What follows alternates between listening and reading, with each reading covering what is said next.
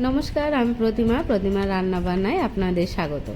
রোজ রোজ একইভাবে মাছের ঝোল না খেয়ে একবার এই রকমভাবে মাছের রেসিপি ট্রাই করে দেখুন। কথা দিচ্ছি খুব সুন্দর লাগবে খেতে। আর যারা একটু খুব তাড়াতাড়ি রান্না করতে চাইছেন তাদের জন্য তো এই রেসিপিটা একদম রামবান। একটি মিক্সিং জারে 1 চামচ সর্ষে, ছোটো চামচের হাফ চামচ মৌরি, কতকগুলি কাজু, 2টো কাঁচা লঙ্কা, স্বাদ মতো লবণ, স্বাদ মতো চিনি, দিয়ে দিচ্ছি 4 চামচ টক দই আর 2 চামচ পোস্ত।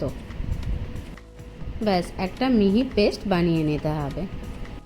পেস্ট করার সময় প্রথমেই জল দেবেন না, প্রথমে একটু ঘুরিয়ে নিয়ে তারপরে জল দিয়ে পেস্ট করবেন, তাহলে পোস্ত সর্ষে সব একদম মিহি হয়ে যাবে।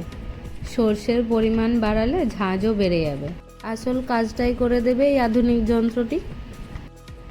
এবার একটি টিফিন বক্সে পেস্টটি ঢেলে নিয়ে দিয়ে দিচ্ছি ভেজে রাখা মাছগুলি। এটাকে ভাপাতে বসাতে হবে, সেই রকমই টিফিন বক্স নেবেন যাতে ভাপাতে দিলে কোনো অসুবিধা না হয়।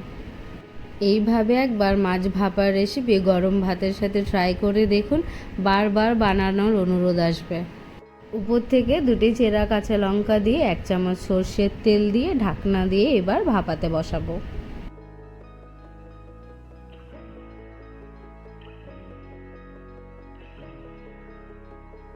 এইভাবে কড়াইয়ে সামান্য জল দিয়ে এর উপরে বসিয়ে দিচ্ছি বাটিটি। আপনারা চাইলে স্ট্যান্ডও ব্যবহার করতে পারেন। এবার ঢাকনা দিয়ে 10 থেকে 15 মিনিট ভাপিয়ে নিলেই তৈরি হয়ে যাবে দুর্দান্ত স্বাদের মাছ ভাপা। 10 থেকে 15 মিনিট পর টিফিন বক্সটা ঠান্ডা হয়ে গেলে ঢাকনা খুলে দেখুন, দুর্দান্ত দেখতেও হয়েছে। আর যা ঘ্রাণ আসছে, এখনই গরম ভাত নিতে দৌড়াবেন।